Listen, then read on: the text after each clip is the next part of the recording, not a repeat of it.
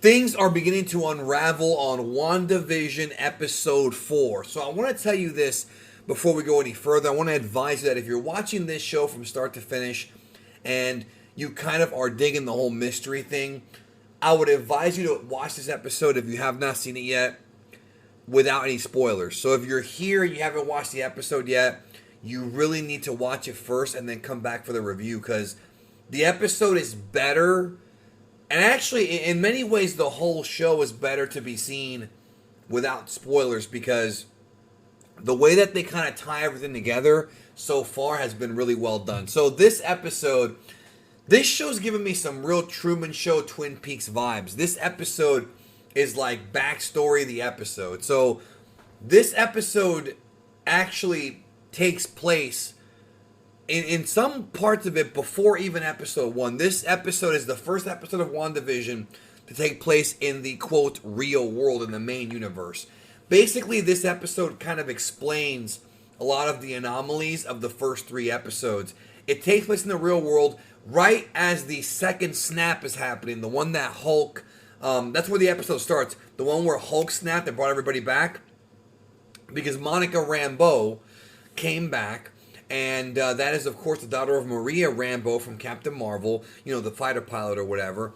And I think she was a fighter pilot, right? And she finds out that her mom passed away during the 5-year time skip between, you know, the first snap and the second half of the of Endgame, or the second, not the second half, but, you know, the second half of the time skip or whatever. So a lot of things happened during those 5 years. And I am very curious to see if Kevin Feige and the rest of the Marvel team will explore what happened during those 5 years, because the world definitely, the universe definitely changed. So we find out in this episode, and again, we're avoiding spoilers, we find out of what's going on now with SWORD, and how, you know, they've been investigating this sort of mysterious town in New Jersey that does not exist. Now that town is one that is where WandaVision takes place, but it does not exist in the real world. And Monica Rambeau gets zapped back into the world. So basically, to kind of explain it as best I can, okay? It's all Wanda doing this.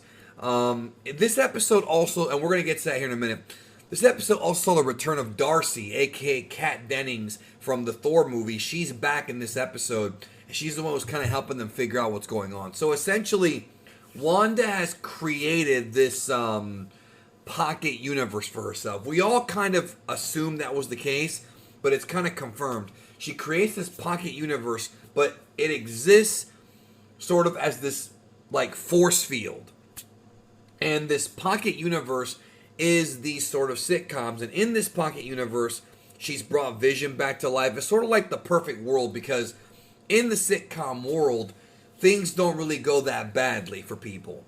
And it seems like, and this was not stated, but it seems like it's implied that Wanda's grief over losing Vision and the traumatic events of Avengers Age of Ultron, well, that too, her brother, Age of Ultron, but mostly Infinity War and Endgame, has sort of caused her to create this reality.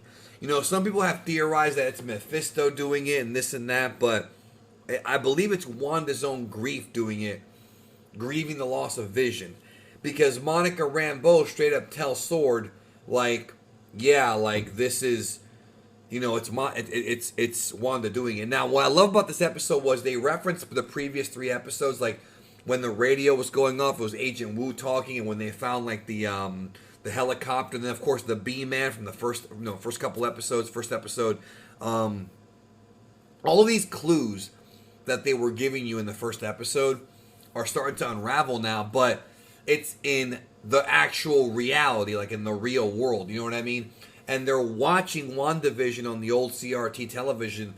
Darcy must figure out how to tap some kind of signal between that multiverse, that other universe, and, you know, the television. Now, obviously, it doesn't make much sense because we don't have that capabilities in our world. But remember, this is Marvel, it's fantasy. You just gotta go with it, you know what I mean? She figured out a way to tap a signal in.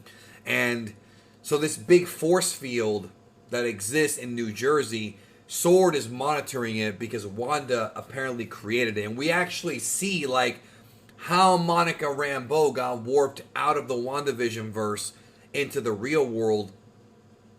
And it's kind of a cool scene. Like, Wanda uses her powers to, like, warp Monica through all these buildings. It was like a Dragon Ball Z, like, scene, right?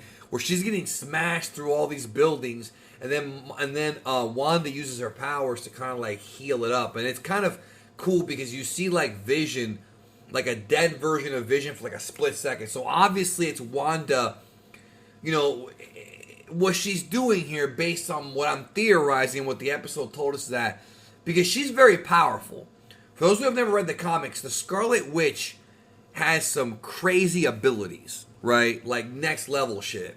And so she created this pocket universe because she didn't want to live in the real world, I'm guessing, because of all the trauma she dealt with, like, you know, growing up traumatic, losing her brother, losing Vision, you know, all these different things. And I feel like that's what's going on here. And I think that Sword is trying to snap her out of it.